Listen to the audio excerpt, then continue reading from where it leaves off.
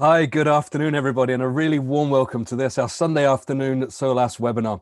We're going to be here for the next hour, and we're going to be talking about the great subject of hope. Hope is, of course, one of the things which we search for as humans. It seems to be wired deeply into us to need hope. In fact, it was Dostoevsky who said to lose hope is to cease to live. Hope is something we all search for, something we all look for. The full title this afternoon, Finding Hope in a World of Uncertainty, where we find ourselves at the moment. And of course, hope comes in all kinds of shapes and forms. Some of the things we hope for are trivial. Some of them are of massive significance. My oldest son was hoping by this stage in 2020 to have watched Liverpool winning the English Premiership and to see St Johnstone staying up in the Scottish Premier League. And as the ancient Jewish proverb says, hope deferred makes the heart sick. On the other hand, there are some things which we hope for which are of much deeper, sort of life-changing significance. We all intrinsically hope for longevity and prosperity. And the pandemic that we've seen sweeping through the world in the last few months has certainly challenged our assumptions of longevity, and what the economic forecast suggests is a severe threat to our prosperity as well. So where can hope be found in a world like this? Well, joining me to discuss these things this afternoon, as ever, we've got Andy Bannister, who is in Dundee, who's the director of Solas, and zooming in from across the Irish Sea, Gareth Black is joining us again this afternoon. Great to be with you, Gavin. Good to see you. Now, as well as these two guys joining, we would love your contributions as well. Now, I know several people have come back to the Solas webinars time and time again, so forgive me for repeating the announcement, but for those of you who are new, who have not been on one of our webinars before, you can join in. What we'd love you to do is to join in and help us steer the second half of the conversation this afternoon. Gareth and Andy are going to set the conversation off with some thoughts. I'll ask them some questions first up, but we'd love your questions too. And they can have a really helpful input. In fact, our previous webinars just wouldn't have been good without the questions that came in from folks watching at home. So please join in. And the way to do that is to open your web browser and go to pigeonhole.at. If you open pigeonhole.at, you can see the link coming up there on the screen now.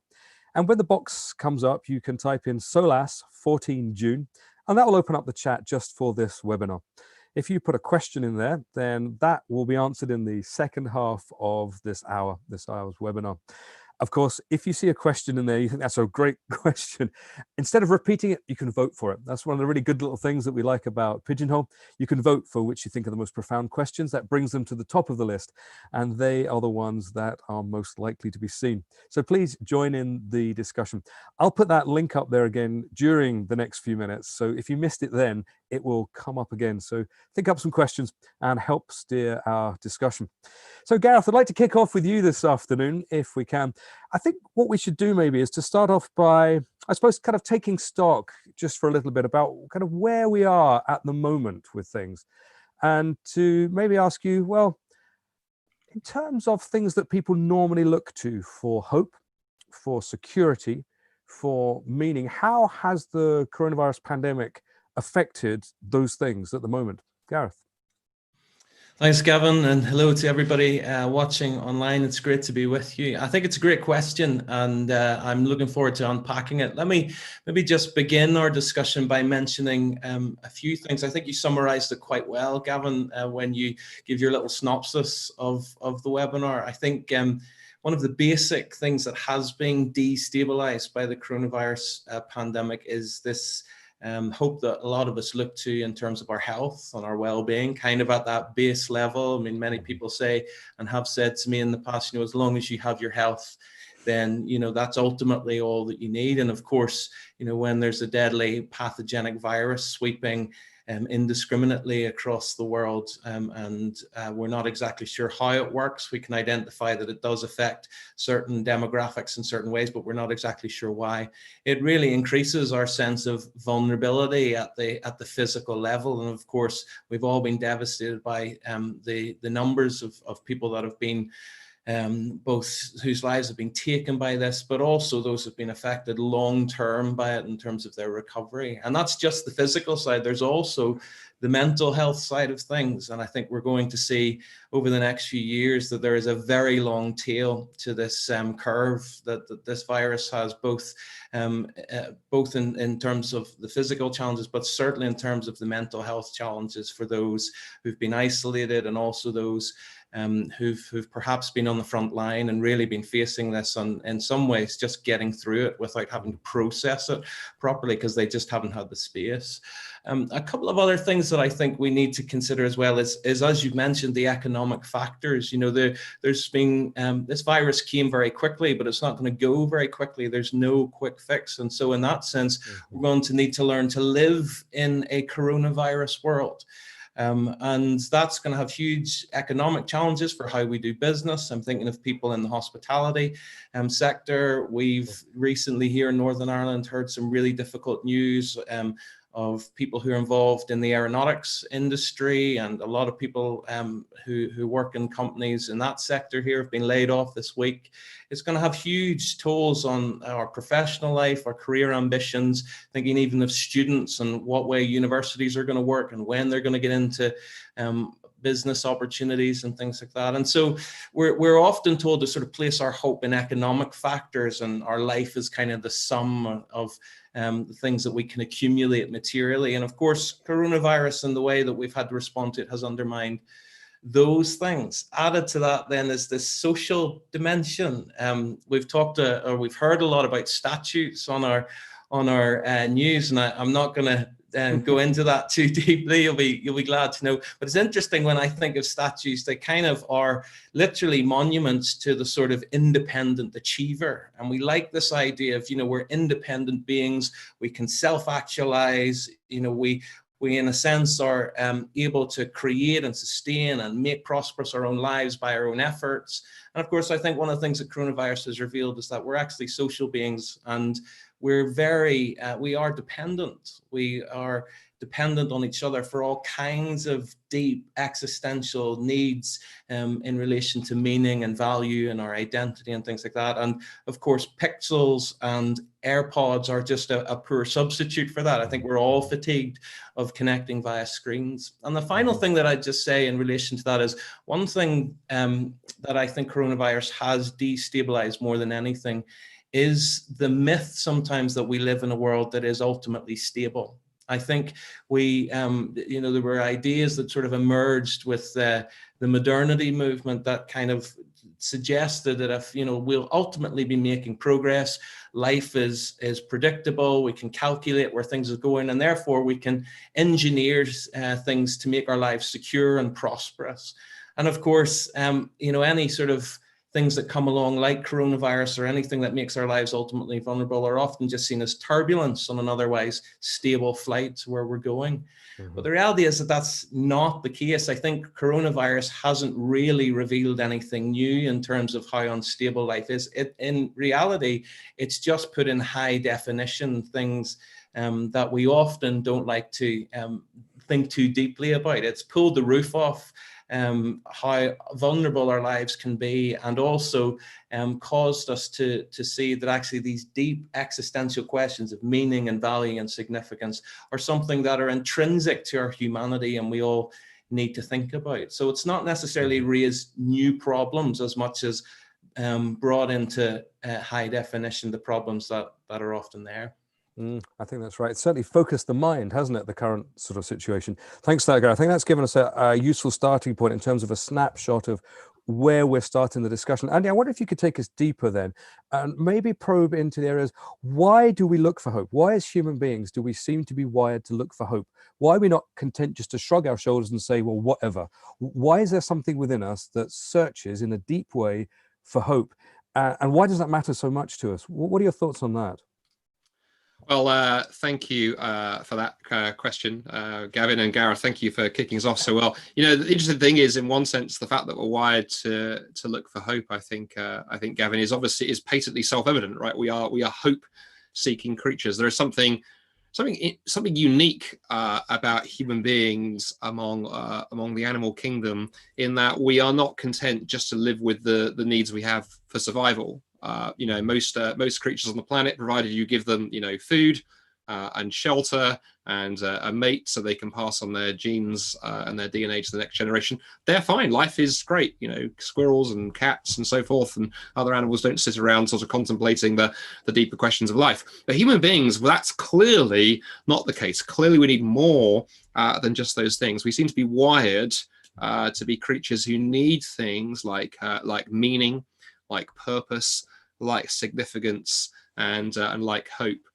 And it's interesting, actually, there was a study done back in, I think it was the 1980s from memory, by a psychologist who looked at people who had been through the Nazi concentration camps during the Second World War and were particularly interested in resilience. What was it that caused some people, you know, who'd survived the camps to then do well when they were released and liberated, and what caused others to actually, even though they'd been freed by the Allies, to their lives ended in despair and misery. And he wrote a fascinating book called The Faith of Holocaust, The Faith and Doubt of Holocaust Survivors, and really showed that people who have a hope in something bigger did so much better. It wasn't just enough to survive. It wasn't just enough to be liberated. People needed something bigger, especially actually when trying to process the suffering that they'd been through. And in fact, another very famous Holocaust and concentration camp survivor was the Jewish psychologist Viktor Frankl, who wrote a best-selling book called Man's Search for Meaning. Sold millions upon millions of copies.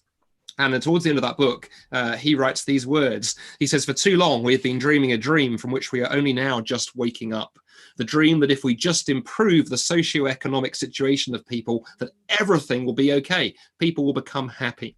But the truth is that as the struggle for survival has subsided, this question has emerged. Survival for what? Ever more people today have the means to live, but no meaning to live for."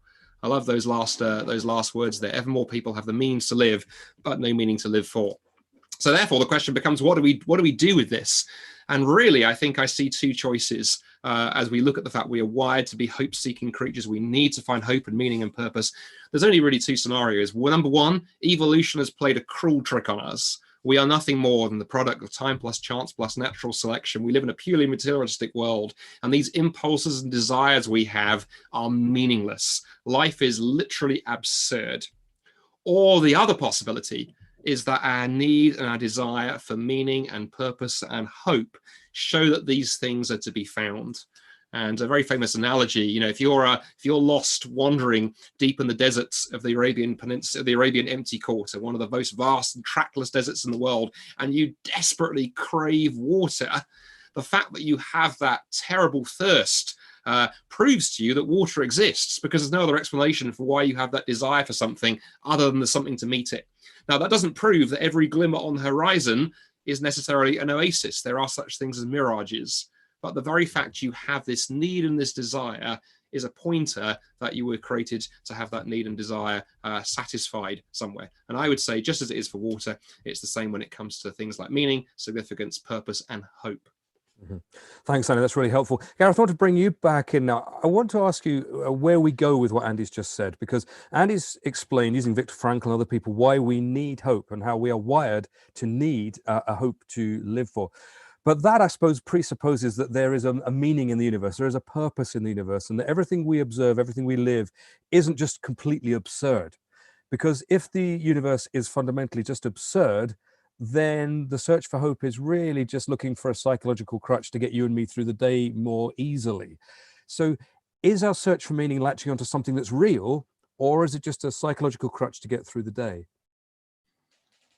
Well, I think it certainly is a psychological crutch if what Andy has said about the meaningless of the universe is true. You know, I think of the famous quote by Friedrich Nietzsche, who said, "Hope is in reality the worst of all evils, because it prolongs the torment of man." And it refers back to the proverb that you mentioned at the beginning, Gavin, that hope deferred makes the heart sick. If there is no ultimate meaning in the universe, if we do have to ultimately build our lives on a foundation of despair, as the famous atheist Bertrand Russell once said, and that is the mature position to take, then, you know, these ideas of hope and there being meaning and purpose and significance beyond the immediate and beyond even death itself, then in some ways it is cruel and perhaps unhelpful to give people the notion that there is something that is not there, even if it helps them. Now, of course, I think Andy's right. I think we all look for this, regardless of what we feel or see about the universe. I'm reminded of that quote by Tolstoy, who wasn't a Christian and had rejected sort of a Christian faith at his upbringing, but found himself, with all the success that he had as a 50-year-old Russian writer, asking those existential questions where he said, you know, is there any meaning in my life that the ultimate death that awaits me cannot destroy? So Andy's right, we do have this choice really to ask ourselves, look, if there's no meaning and ultimate purpose in the universe, then maybe this is just a product of our evolutionary history to sort of help us socially or politically. But ultimately, the rational position is just to accept that everything significant, everything of achievement, everything of value will ultimately be destroyed with the death of our sun. And therefore, we might psychologically help ourselves by pretending that it's otherwise, but the reality is that it's not. And of course, the most famous person who posited that was Sigmund Freud, who suggested that the reason why people believe in God is this sort of psychological crutch. The problem with what Freud suggested was that all Freud was doing in his psychoanalysis was simply giving a reason for why people might believe in God in a universe that he had already presupposed was ultimately meaningless. So he failed in that sense to ask the antecedent question, as it were, the question that we needed to ask first. He had already presupposed that the universe was absurd and meaningless. Therefore, this is why people might believe in God, despite this being the case. But the real question is whether the universe is actually that way. Do we live in a nihilistic universe, or is it true that that actually the reason why we find ourselves searching for these things is, as Andy said, they might exist? And I think as a Christian, the reason why I am convinced that Christian hope is both true and credible and enables me to navigate the uncertainties of a vulnerable and an uncertain world is not simply because of how it helps me psychologically, or how convenient or attractive it is as an idea in and of itself, but actually it's rooted in evidence that goes way beyond how I personally feel about it at any given time. I'm sure we can get into what that evidence is later on in our discussion. But regardless of its psychological benefits, I think there's credible basis for exploring that primary question before we maybe explore why people might believe it, or indeed why it might be a psychological crutch to not believe that there's a God. That's another issue. Yes, absolutely. Thank you for that. I should mention that the first questions have started to come in over at Pigeonhole. So have a look again. If you want to fire some questions in for later on and be involved in the discussion, if you go to pigeonhole.at and put the code SOLAS14June in there, you can submit questions or indeed vote for some of the other questions that you can see that are in there already and join in the discussion. Thank you to those of you who have primed that and got it going. Please come and join in the conversation. Andy, I think what we need to do at this point is to maybe step back a little bit and think about a definition of hope. We've bandied the word hope around without really exploring exactly what we mean by it. Now, you're coming from a distinctly Christian position. So could you give us an idea what, as a Christian, you mean when you use the word hope? What is a Christian hope? What's unique about it? What's different about it? And what satisfies you about this definition of hope that you're using when you use that word this afternoon?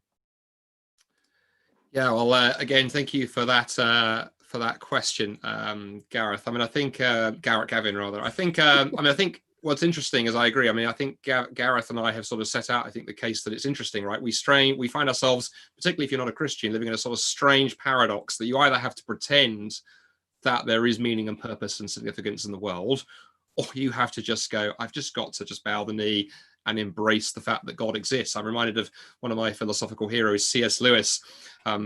Was an atheist for the first 30 years of his life before becoming a Christian. And when finally he bowed the knee, he wrote in his diary that he was at that point the most reluctant convert in the whole of England, because he didn't want there to be a God, but realized that actually this was where the evidence was leading. But in terms of, the word hope, what is the content? I think this is so many discussions between people of all faiths and none end up often going in circularity or confusion because we don't define the words that we mean. And I think especially when it comes to a word like hope, which is the center of our discussion this afternoon, we need to sort of unpack what do we mean by that word. And so in a nutshell, I think for Christians, I want to say three things at this point, and really perhaps sow some seeds and lay some markers down that we may then return to as we go or in the Q&A. Obviously for Christians, everything revolves around the person and identity of Jesus. We don't believe in some abstract hope that there's some sort of God out there who's a philosophical concept who can, provide things like hope and meaning and security. Christians believe in a very concrete hope that was expressed when the God who created the universe, created each one of us, and stepped into space and time and history in the person of Jesus. And so in one sense, it's almost too easy to go, yes, I believe in God and he, solves my need for hope. But actually, the God of the Bible, the God who revealed himself in Jesus, is a God who's up with his nose against the window, sort of rapping on the glass, saying, hang on, we need to have a conversation here. So I think firstly for Christians, that hope is expressed really in Jesus, his message, and particularly his dying and rising from the dead, which I think we will talk more about in a few minutes, or certainly I will if Gareth doesn't. But I think there's something unique about Christian hope in that it refers to two dimensions of time. This is something that's interested me ever since my early days as a Christian. There's a present and a future component to Christian hope. And the best way to show the differences really is to perhaps use an analogy. I often travel for work, or I did travel for work before coronavirus came along, and now I kind of walk around my garden and admire my rose bushes. But when I would travel for work, I was often on the road 100 days a year. Whenever I was away traveling, there'd be a hope I would have, and that hope would be coming home. I would look forward to coming home. Although I love being on the road and traveling and speaking, I had a hope because I wanted to come home. I had a hope of seeing my wife and my children. And that wasn't some abstract hope. That wasn't a hope that maybe one day I'll get married and maybe one day I'll have children. I have a wife. I have kids. They're a very real quality to their existence. And so I was looking forward to really discovering what that hope meant right here and now. There's a present quality to that. But also, of course, there's a future aspect to hope, and to connect that to my family, for example. I have a hope that one day I will see my children raise children of their own, that I'll become a grandfather and I can enjoy my kids make all the same mistakes in parenting that I made. And so there's a future aspect to hope. Christianity, my Christian faith, has exactly that same split, that same sort of two-sided dimension of time. There's a present reality to Christian hope and a future reality. Right now, right here, right now, in the middle of coronavirus and a world of chaos, my Christian faith is based upon, my Christian hope is based upon peace and friendship with God through what he's done for me in the person of Jesus. That gives me courage, it gives me peace, it gives me confidence and security, even when, maybe even especially when life is tough. And then there's also a future quality to Christian hope as well. I hope for justice in the future. I know that whatever happens in this realm of space and time, that even though there are some wrongs that may not be righted, they will be one day. There will be justice when God will right all wrongs. And also, as a Christian, I look forward with confidence to one day enjoying eternity of life with God. Not a kind of party in the sky when I die, but I look forward to walking and talking face to face with Jesus. One of my favorite Bible verses on the screen for you there, in the book of Revelation, the last book of the Bible, talking about how in that age to come, God will walk with us face to face once again, wiping away every tear from our eye and being incredibly present with us, as it says elsewhere in the New Testament. Now we see as in a glass, as in a mirror, darkly, but then we will see face to face. So that really is the Christian hope for me, a present component and very much a future component as well. So the obvious thing then, Gareth, is that people respond to that and say, peace in the present, everlasting life with God to come. That doesn't sound just too good to be true. How can somebody know that that's actually true? that it's reliable, that it's credible, and that it works. What would you say to someone who just says, well, that sounds lovely, but it's too good to be true?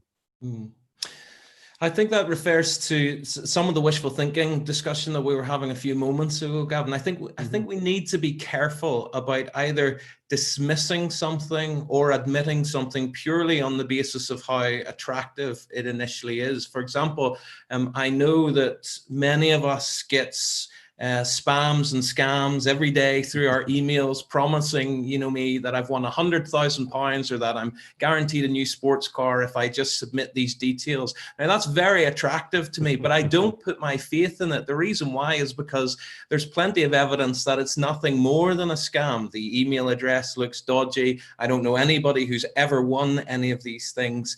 And of course, there's plenty of evidence that, there are all kinds of people out there trying to scam people. Having said that, yesterday, I received another letter in the mail saying that I was entitled and I would be receiving a certain amount of money. I'll not tell you how much it is, but this letter was from the HMRC and it was a tax rebate. Now, I could look at that and say, well, that's too good to be true as well. Let's junk that immediately. But of course, the reason why I don't is because there's evidence. I know what the HMRC is. I'm very used to paying way more tax on a monthly basis than I would certainly like to. Clearly, I've been paying too much.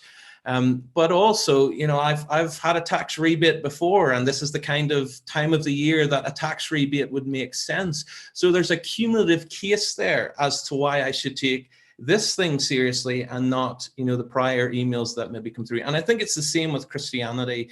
The reason why I'm convinced that Christian hope is good and attractive is primarily because it's true.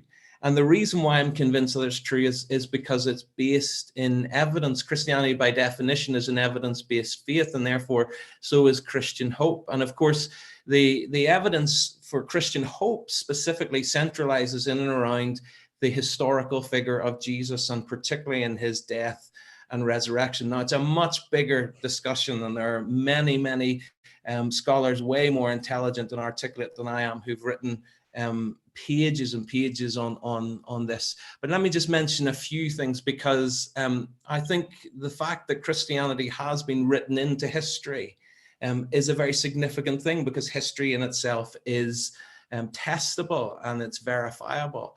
And therefore, if the claim that Jesus Christ has come into history and people have become convinced that he is who he says he is and has done what he claimed he was going to do, certainly during his present life, then we can explore that. We can look at that. And before we get into maybe one or two pieces of evidence, I would just encourage anybody who's genuinely asking this question to simply go back to the primary evidence. That's the first place for all good research and investigation.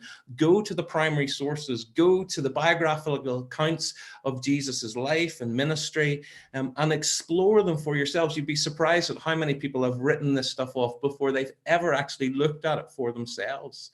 And of course, some of the claims that those gospels make is that Jesus was crucified by the Romans on behalf of the Jews, but 3 days later he rose again. Now those are historical claims that we can investigate. And in fact, just to mention a couple of scholars, there's a famous book and a famous piece of research done by two American scholars, Mike Licona and Gary Habermas, who've sort of explored what historians and sociologists and philosophers have thought and considered and written over a long period of time about the person of Jesus Christ. And they've kind of boiled it down to sort of 3 or 4 key facts that are all agreed about the experience of Jesus's death and the claims of his resurrection.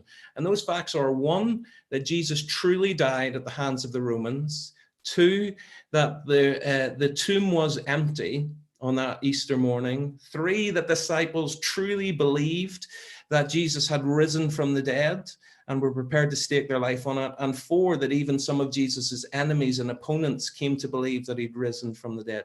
Now, if we look at that like Hercule Poirot or a murder mystery, or like somebody investigating a crime scene, we need to take all of these pieces of evidence together and ask ourselves the question: what is the best explanation for these pieces of evidence? And I think as many people who've looked at it objectively, and some people who've even investigated it to discredit it, have come to conclude that the best explanation is that Jesus Christ truly rose from the dead. And therefore, if that's true, it means he is who he claimed to be, and he's done what he said he would do, but also we can trust that he will also do what he has promised to do in the future in terms of Christian hope. So I think there is good evidence and there's a lot to explore, but my encouragement to anybody looking at it would just be, how much have you actually explored? Let's not presuppose and write things off, or even just assume that because this is a miracle, it therefore cannot exist because the laws of gravity don't, or the laws of physics don't allow this. Let's look at this objectively and honestly and historically on its own basis and see what conclusion we come to. Excellent. We're going to go across to our Q&A in a minute or two, just to say there's several good questions coming there. Now, if you'd like to contribute to the Q&A, there's a few minutes left before we go into that. It is still at pigeonhole.at with the access code SOLAS14June. And I see people have been voting for some of the questions as well to bring those up to the top of the list. So there's a couple more minutes that you've got the opportunity to fire questions in there. One more question for you, Andy, before we actually open up the Q&A properly. Could you just draw out for us a little bit more from one of your answers previously, please? You contrasted two elements of the Christian hope before. You put up the slide from Revelation about the Christian hope sort of in eternity, the long-term hope of eternal life with God. You also made a few references to the difference that Christian hope kind of makes in the here and now and in the everyday. I think we went through that part quite quickly. So could you give us a little bit more on what the Christian hope kind of means in the day-to-day, how it works and what effect that has on you? Wow, there's a big question. I like that, Gavin. It's a good question, actually, because I think people sometimes from the outside looking in have this assumption that Christian faith is all about, you pray some little prayer and then you sort of get the golden ticket to heaven, like, Willy Wonka's golden ticket in the chocolate factory. And then the rest of your life, you're like, well, it makes no difference, actually. It's like a sort of life insurance policy. But actually, the thing is, as I hinted at in that last answer, I think Christian faith makes incredible difference in the present. First, I think it makes incredible difference because, as we talked about at the start, you can't actually live as if Christianity is false, which I find is interesting. Even my atheist friends have to at least assume that life has meaning and purpose, that they have significance, that life is worth living, that everything isn't absurd, that there are moral values, that justice is really justice, and injustice is really unjust, and so on and so forth. There's all that piece of it. And there's been lots written on that of late, especially by atheists, actually. So Tom Holland, who's a secular historian, we've mentioned him on previous webinars, wrote a massive book last year called Dominion, tracing the impact of Christianity and saying it really is to the Christian faith that we owe our entire democratic inheritance and idea of human rights and so on and so forth. And even as an atheist, you have to at least pretend that it's true. But there are three other things that I want to say that it makes a big difference in. That's the sort of big societal piece, but there's the personal piece as well. And so there are three suggestions, three ideas I want to throw out as we bring this part of the webinar to a close. I think the first thing is that Christian faith and Christian hope in the here and now makes a big difference in terms of gratitude. That's something I've noticed over the years of being a Christian. You see, if you're not a Christian, the danger is that things like your health, your work, your bank balance, your possessions, the sports that you're into, the sexual relationships or the marriage that you have, those things become things that you desperately hold on to, either because they form your identity or because they are your hope. If you live in a world where if your job were taken away tomorrow, life is not worth living. And all of those things become things you grasp onto. And then, of course, you're afraid of losing them. And all kinds of problems follow psychologically and emotionally from that. The Christian faith allows me to say, those are all good gifts. I can give thanks to God for my job, for my health, for my marriage, for all of the incredible gifts that he's given. And those things in life become good gifts to enjoy, not things that we grasp for our identity to. And it makes an absolutely massive difference. And as a friend and former colleague of both myself and Gareth, Michael Ramsden often likes to quip. He says, the biggest problem that many people have in life is not that they have nothing to be thankful for, but they have no one to be thankful to. So gratitude is important. Secondly, there's peace. we've talked about this throughout this webinar series. Actually, we live in a world where peace is in short supply. How do we find peace? How do we find confidence when all the things around us are in chaos, and logically and rationally we should be in a corner sobbing, or sort of just running out, start shouting la la la and going mad? But Christian faith gives us incredible peace in difficult situations. And I mentioned at the start Viktor Frankl and there's others who'd been through the concentration camps and survived because of the hope that perhaps they'd had. And another of my heroes from the same period is Corrie ten Boom, who was herself imprisoned by the Nazis during the Second World War, lost a very close family member while she was interned there. But after her release, became a very famous preacher and evangelist, heading across Europe, traveling across Europe, speaking about her faith in Christ. And one of the lines she often liked to use was this one: never be afraid to trust an unknown future to a known God. And what she's getting at there is that the future's uncertain. We don't know what's coming. Maybe tomorrow will be great, maybe it won't be. But we don't, as Christians, have to be unsure about the nature and the character and the heart of God, because that's been revealed in what God has done for us in Jesus. And that gives us tremendous security right here in the present. And then lastly, one third one to leave you with, I think Christian faith brings a real perspective on gratitude. It brings a perspective on peace. And then it brings a perspective on charity. And we live in a world in which charity is in quite short supply. Just look at what's going on in the culture wars right now, with people assuming all kinds of motives of each other. Well, one of the great things I found personally in my faith in Christ, Gavin, is being that I don't have to grasp hold of stuff. I don't need to acquire more stuff than other people. I don't need to look more morally virtuous on Twitter than other people, or score some kind of virtue signaling points in order to grasp my own identity. I don't have to do any of those things.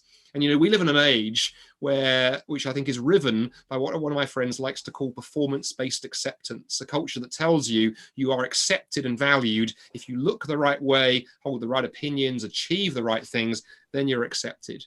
But along comes Christian faith and says, actually, no, it's my identity in Christ and what he's done for me that gives me my acceptance. And one more Bible verse to end this section with. One of my favorite verses in the New Testament, in 2 Corinthians, says, if anyone is in Christ, they are a new creation.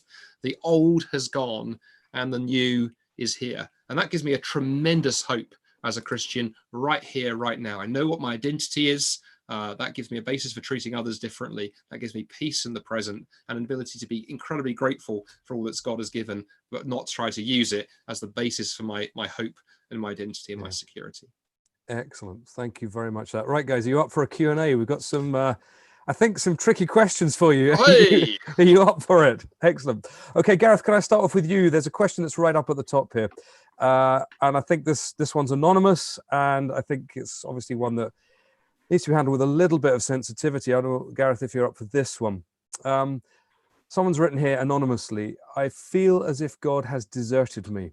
Has my hope been snuffed out? Gareth. That's a very important question, and thank you so much to whoever has had the courage to ask it. I'm sure that it resonates with many people on the live stream. I think we've all had the experience where circumstances tell us a different story than maybe we often hear in church or in the Bible, and we get mixed messages and can sometimes think that either God has abandoned us or we've done something so terrible that it's pushed God away. So it's a very, very important question. A couple of ways that I would just begin to respond with it would be to say that absence of evidence is not always evidence of absence. We often talk about that in terms of things that we don't know maybe about the existence of God, but it's also true about the love of God. There's a book in the New Testament called the Letter to the Romans, and in chapter 5 it talks about the love of God, and I think this sensing God's love is often what's at the heart of a question like this. We often don't feel loved by God, and it's interesting to me that when the Apostle Paul talked about the love of God in Romans 5, he talks about it in two ways. He talks about the love of God being poured into our hearts by the Holy Spirit, which in a sense is a sort of subjective sense of God's love. But also then a few verses later, he also says that God demonstrates his love for us in that while we were still in our sins, still rejecting God, Christ died for us. And in a sense, that's the objective evidence for the love of God. So our experience of the love of God is twofold. It's subjective in terms of how we feel, but it's not ultimately determined by how we feel or understand it at any given moment. The objective evidence that God has loved us and does continue to love us is that he sent Christ into the world on our behalf, and that Christ went to the cross and died and rose again. Now, that's not to say that our subjective experience of God's love is unimportant.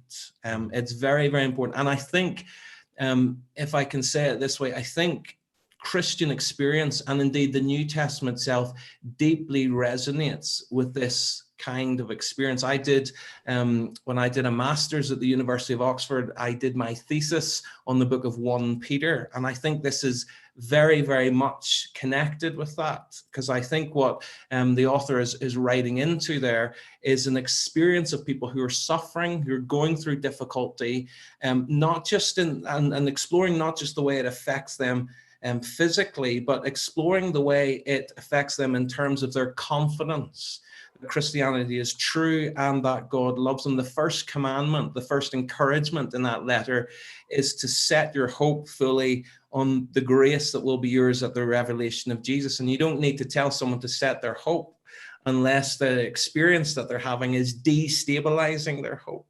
And Christians aren't immune from that. And so my encouragement, and there's different sort of ways to go about this. There's theological approaches, there's pastoral approaches. I think the Bible honors those different dimensions very, very well.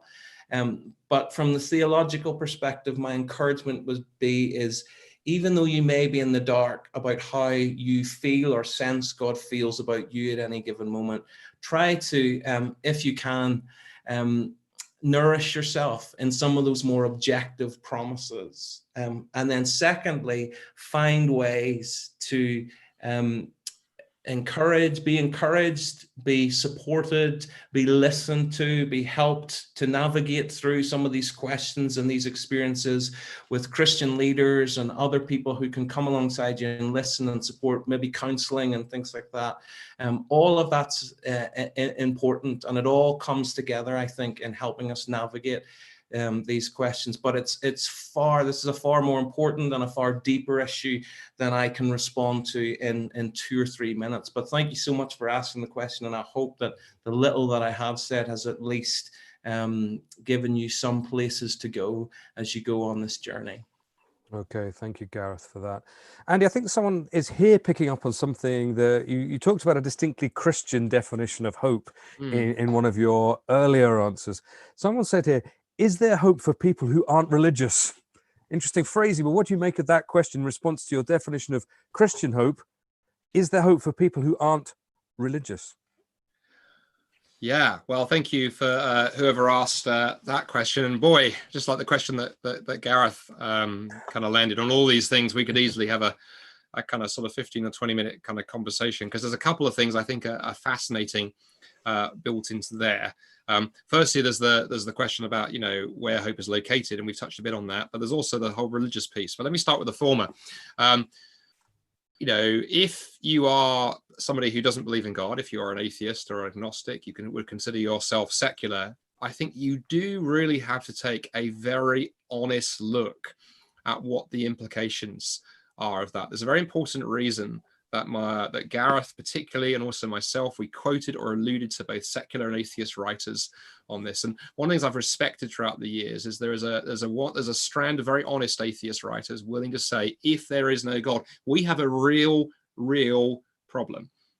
Gareth quoted Nietzsche and various others, and John Gray is one of my favorite kind of writers, who's a British atheist, and very, very honest that life is bleak, absolutely bleak. Or Lawrence M. Krauss, who's an atheist cosmologist, who famously said, human beings are a 1% bit of pollution in the universe.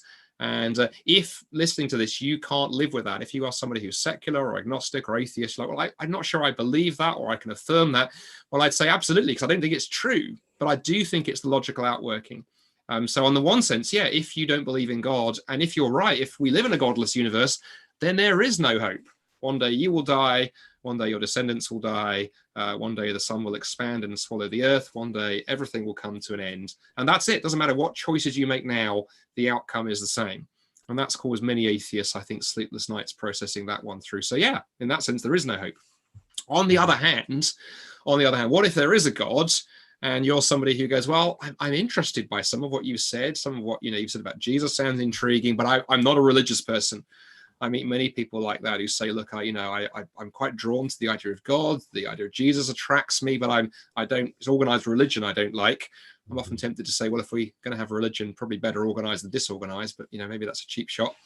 I always want to point people then back to Jesus, because what I find fascinating, and again, I think we may have said this on a previous webinar for those who've been tracking with this, I am consistently intrigued by how irreligious Jesus himself was. He was the least religious of any founder of any religion you can possibly imagine. If you read the Gospels, those 4 historical biographies about him that Gareth mentioned earlier, what's intriguing, he spends most of his time gunning for and criticizing and going after the religious authorities, particularly the Pharisees, who were the kind of ultra moral religious types of their day. They believed in following God's laws to the letter and wanted everybody else to know that they were. Oh, Jesus didn't go and hang out with those guys who were the religious superstars. He went and hung out with those who consider themselves not religious, those who thought actually, God wasn't for them, those who thought their lives were so bad or were so unreligious. What could the God of the universe possibly want with them? And Jesus consistently sought them out. And I think what Jesus is interested in the way he deals with each one of us, I think he's not particularly interested in religion, because religion just lets you show off. You can claim all this, you can say, look at all the theology I know. Look at all the moral commandments I'm keeping. Look at what a wonderful life I'm living. I think what Jesus is most interested by is somebody who's willing to say, look, I know I'm not special. I know that actually I've failed in a number of ways. I know that actually I need help and I need rescue. I know that I can't get to some kind of vision of hope on my own, but I need help from outside. Jesus, would you please help me? And in one sense, being quote unquote not religious is perhaps a helpful starting point, because then maybe you can read the Gospels like Gareth encouraged you to do and actually try and approach Jesus on his own terms, rather than fit him into some half-remembered Christian faith that perhaps you experienced from singing a few hymns at school years ago. But actually take a look who Jesus is, because he has plenty of room for repentant, unreligious people. And actually, there's hope for those of us who are religious too, because Jesus had time for religious people who are willing to go, look, I'm sorry, I've been a bit proud and a bit holier than thou. I want to turn around and approach you properly, Jesus. Excellent. Thank you, Andy. All right, time is really starting to move through. Let's do another question. Okay, Gareth, this one for you then. Quite a long question, but bear with it for a second. Christians express hope as if it was a tangible good that we can import into our lives. I think that if there is a God, he's left us to make our own hope. So why is your answer better than mine? Gareth, have a chew on that for a second. Well, I think this question of hope being a tangible good, I think hope by definition is something that is not immediate and tangible, and therefore it exists in the future. It's something that we constantly look towards. Hope realized isn't hope in that sense. So in that sense, there's always an element in which hope isn't tangible, and that includes Christian hope. But that is not to say that the basis for why we trust that hope is true is not tangibly available in the past, and that hope, having that hope, doesn't tangibly work out in the present. So we've touched on some of the evidence of that. I think, yes, hope in a sense is not realized, and therefore in that sense it's not tangible. But at the same time, Christian hope is tangibly accessible in terms of the evidence, certainly historically, for it. And therefore, there's a basis for it. But also, as Andy has mentioned just before we got into the Q&A, it's also tangible in terms of the difference that it makes to our lives. Now, of course, that's not the only evidence that Christianity and Christian hope is true, but it's certainly, because, of course, Christianity claims to make changes. It really does claim to turn people's lives completely around, make them new, as Andy has already quoted. And that kind of evidence is tangible to investigate. So again, I don't, uncomfortable with this question of better, because I think that often is a value-laden term, and it talks about, oh, you're better than me because you believe this. I want to distance myself, very socially distance myself from that kind of idea. But I do want us to that doesn't mean that even though all people are equal, that all ideas are equal. And we need to make that distinction. And we're losing the ability to do it, I think, a lot in our current social climate and ideological climate. But the real question is not that anybody's better individually, but when we look at the evidence for ultimate reality and for the hope that we place, either what we create for ourselves or what Christianity says exists beyond ourselves because of the person of Jesus, what is the best evidence? And as we look at it as objectively as possible, which set of evidence makes the most sense, is most coherent, and therefore leads to say this looks like it's true. So those are the things that I think we need to look at rather than make evaluations of each other based on what we believe. I think there's good precedent in the Bible for not doing that, as much as there is precedent for engaging with ideas and exploring the evidence and seeing where it goes. And just very quickly, the final thing to say is that that's not to say that our holding on to hope or our realizing that this is true is easy. I think the last question that I answered does really does identify that. I'm assuming that the person, because they said they felt that God had abandoned them, that they believe in God, and it's very possible for us to lose confidence at times in our hope because of our experience. And I think again, the Bible takes that very seriously. The disciples didn't easily come to the conclusion that Jesus had risen from the dead. There were huge obstacles, but there's an amazing story in Luke chapter 24 where Jesus comes alongside two individuals who've had their hope in Jesus as Messiah completely dashed because they saw him crucified. And I think that's it. Let's just go home. And what's interesting is that Jesus in that story goes along a journey with them. And it's a journey, yes, physically, but it's also a journey of their disillusionment and their questions. And he's prepared to engage carefully and yet very precisely, right to the point where they realize actually this is true. So, there's we're not going outside of the Bible in terms of inviting people to explore their questions. This is exactly what the Bible says Christians, and in fact, Jesus did himself. Mm-hmm. That's really interesting thing. What was that you said in the middle there? All people are equal, but all ideas are not necessarily equal. Well, not all ideas. That was very helpful. I appreciated that. While you were speaking, there's been some voting and the questions have been moving around. So Andy, the one that's now been voted up to the top while Gareth was speaking, there comes from Ron. And I think he's picking up on something that you spoke about earlier on in this webinar. Ron says, what if everything is ultimately absurd? Why bother looking for a hope you might never find instead of just enjoying today? Sounds like those atheist bus adverts that were around a few years ago, doesn't it? It's reminiscent of that. So what if it is all absurd? Why bother looking for a hope you might never find instead of just enjoying today? Andy? Well, that's a great question. Thank you for that, Ron. And actually, you're absolutely right, Gavin. That is reminiscent of a few years ago. Some viewers may remember there was the Atheist Bus campaign, where a group of atheists clubbed together and on adverts on the side of buses in London, but also where I was living actually in Canada at the time. These buses trundling around Toronto with the sign with an advert on the side saying there's probably no God, so stop worrying and enjoy your life. Whole number of problems with that, and it was interesting that many atheist philosophers actually had a real go at those buses for a whole number of reasons, not least perhaps the word probably.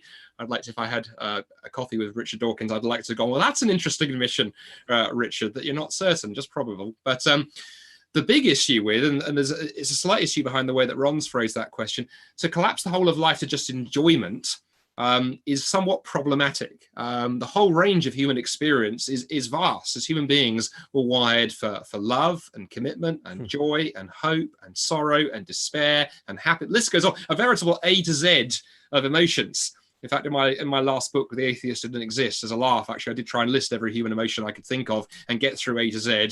I got through every single one of them, but couldn't come up with one for X. I thought xenophobia was probably not a good one. Blame the French for that. And but my point being is to reduce the whole of existence to just enjoyment seems to be a little bit narrow. It's also rather sort of, I hate to sort of say this because I'm not sure where Ron is coming from geographically, but it does seem a rather sort of privileged Western position to say, well, my life's okay. You know, I'm great. I've got, you know, I haven't lost my job through to coronavirus. I haven't been laid off.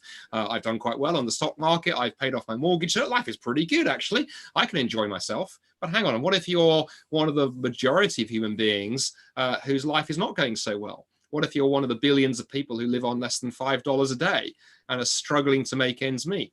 What if you've just lost loved ones to coronavirus or HIV and AIDS, or you know, to some sort of massacre between warring tribes in one of the war-torn parts of the world? What if life doesn't look like enjoyment? What if life doesn't smell like roses? Rather, it smells more like an encounter between a sewage farm and a wind turbine. Then it looks a bit problematic. So that's a massive issue with it too. But also, I think underpinning it, Ron, for me, would be the question of it doesn't answer the question of whether it's true. And Gareth posed this, and right in one of the earlier things that he said, where he talked about Freud and this tendency to try and, for some in the more skeptical end of the discussion, to explain everything away in terms of psychology, and going, but it doesn't answer the question whether it's true.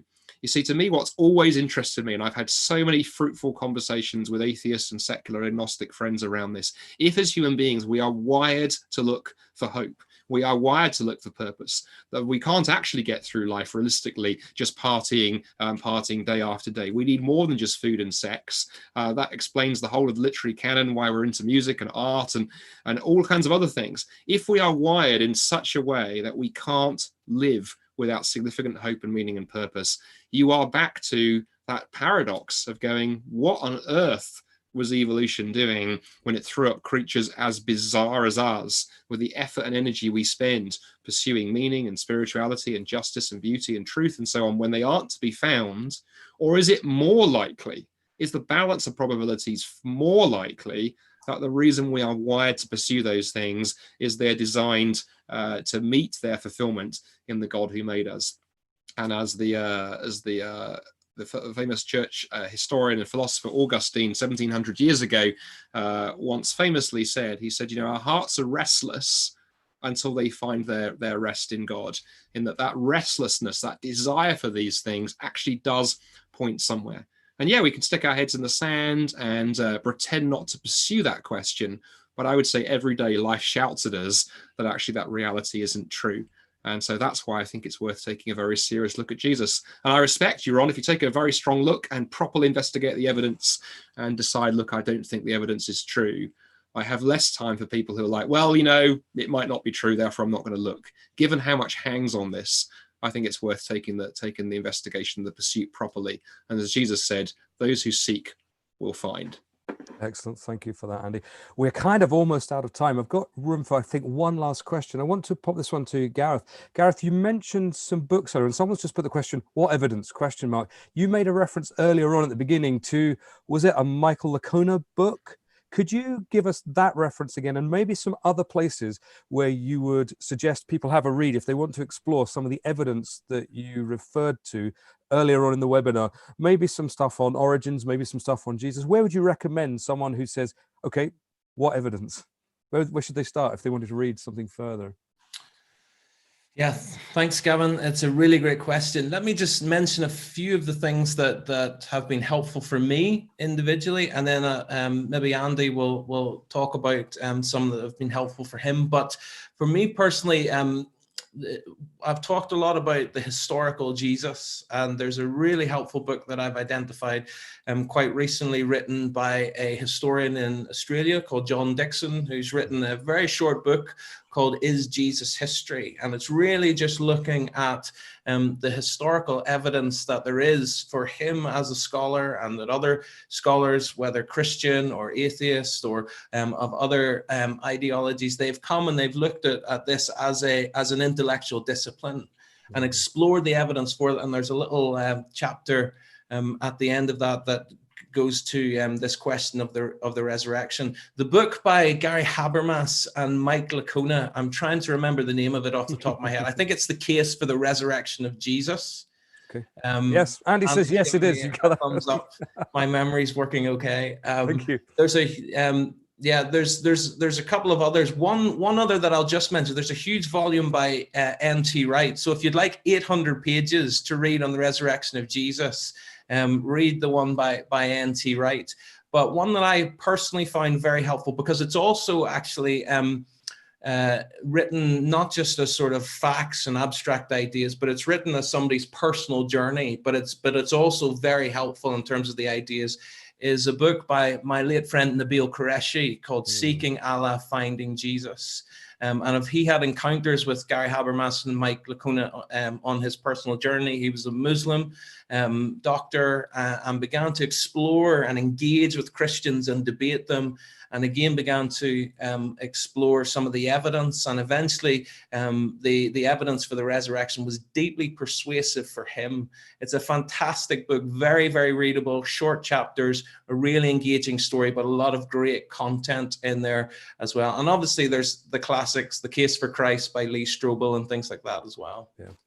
Good stuff. We are out of time. Just got things to finish with. Thank you, David, for your quote that you put in Pigeonhole. It wasn't a question. If you want to read a helpful quote about what God can teach us through times of doubt, go to Pigeonhole, read David's quote from Dallas Willard. I appreciate that. It wasn't a question, but it was a helpful quote. Andy, could you just finish up for us then by suggesting, if someone's watching this webinar this afternoon and they think this is really interesting, they want to know more, they want to take things a bit further, where would you recommend, maybe online, that people could have a look to explore some of these issues further about the quest for hope? Yeah, thank you for that. As we draw this study to a close, Gavin, I want to recommend three things really, depending on where you're at. Listen, we're very conscious as a mixed audience. That's been reflected in the questions. So maybe there are some of you listening to this who have real questions that you want to see answered. Maybe some of what Gareth has said about evidence has really intrigued you. Maybe you've got a particular objection or some aspect of the Christian faith you're really not sure about. And so I want to recommend, and it starts initially, something for you folks. And that would be on the Solas website.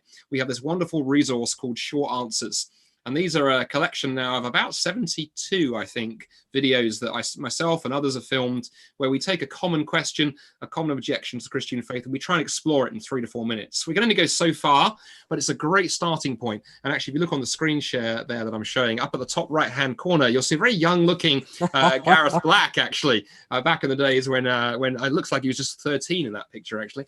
But Gareth recorded some for us, so that's a great jumping off point, because it looked like that before I worked with you, Andy. Yes, look what working with us has done. But maybe you've got real questions and you want to get them addressed. Well, the Short Answers resource is brilliant for you. I would highly recommend that. Maybe there are others of you on this webinar who are thinking, you know what, I actually want to explore some of this more carefully and more thoroughly, maybe in community with others. I've enjoyed the webinar. Maybe a friend invited you to watch this, or you kind of stumbled across us on Facebook or YouTube or wherever, and you want to go deeper and just begin thinking these things through. And I hugely encourage you to do that. I would never encourage anyone to just leap into following Christ without really thinking it through. Jesus encouraged people to count the cost of faith. And therefore, 2 resources I want to mention here that can be really helpful. Our friends at Christianity Explored and our friends at Alpha. Both are very similar. There are some differences, but similar approach, where they put people together into small groups and let you really just take time to think through and journey through and discover the claims of Jesus. And they do that in community. These days, they're doing it online and doing virtual versions where you can meet up with others and you can ask questions, you can discuss, and you can chat.